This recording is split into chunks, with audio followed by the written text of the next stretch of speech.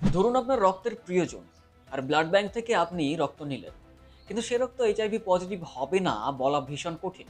হ্যাঁ, মানলাম কোনো ব্যক্তি রক্ত ডোনেট করলে এইচআইভি টেস্ট করা হয় এবং তার সাথে সাথে আরও অন্যান্য ধরনের টেস্ট করা হয়ে থাকে, কিন্তু তবুও এই ঘটনাটি শুনলে রক্ত নেওয়ার আগে আপনি 10 বার ভাববেন।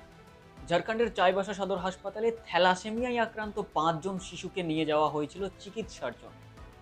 সেই হাসপাতালের ব্লাড ব্যাংক থেকে আক্রান্ত শিশুদের রক্ত সঞ্চালন অর্থাৎ ব্লাড ট্রান্সফিউশন করা হয় এবং তারপর থেকে তাদের দেহে এইচআইভি ধরা পড়ে।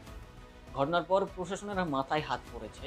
অবশ্য রক্তদানের পর প্রতিটি রক্তের ইউনিট বাধ্যতামূলকভাবে এইচআইভি, হেপাটাইটিস বি ও সি এবং ম্যালেরিয়ার জন্য পরীক্ষা করা হয়ে থাকে, সে আবার জাতীয় এইডস নিয়ন্ত্রণ সংস্থার অনুমোদিত কিট দিয়ে। কোনো নমুনা পজিটিভ হলেই সঙ্গে সঙ্গে বাতিল করে দেওয়া হয়। কিন্তু এক্ষেত্রে এতটা টেস্টের পরেও কিভাবে এমনটা ঘটলো, তার জন্য চাঞ্চল্য ছড়িয়ে রয়েছে। স্বাস্থ্য দপ্তর বলছে সংক্রমণ ঘটেছে সম্ভবত উইন্ডো পিরিয়ডে। ধরুন একজন রক্তদাতা নতুনভাবে এইচআইভি সংক্রমিত হলে তার শরীরে অ্যান্টিবডি তৈরি হতে প্রায় 10 দিনের মতো সময় লাগে।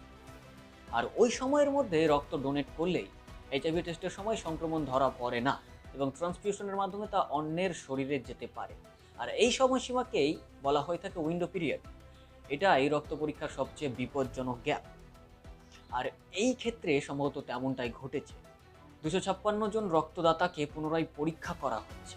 জানা গেছে আক্রান্ত শিশুর পরিবার অত্যন্তই গরিব, তাই সরকারি হাসপাতালে ভরসা রেখে চিকিৎসা করতে এসেছিল, কিন্তু তাদের সন্তানদের এইভাবে জীবন নষ্ট করে দিবে তা কেউই জানতো না। এটা নিছক গরিবদের প্রতি অবহেলা ছাড়া আর কিছুই নয়। বর্তমানে 5 জনকেই অ্যান্টিরেট্রোভাইরাল থেরাপি দেওয়া হচ্ছে। প্রতিটি পরিবারকে প্রশাসন দিয়েছে 2 লক্ষ টাকা করে ক্ষতিপূরণ।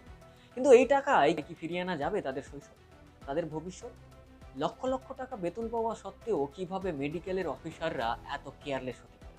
মানে ভাবতে পারছেন আমাদের ভারতবর্ষের অবস্থা কোথায় পৌঁছেছে?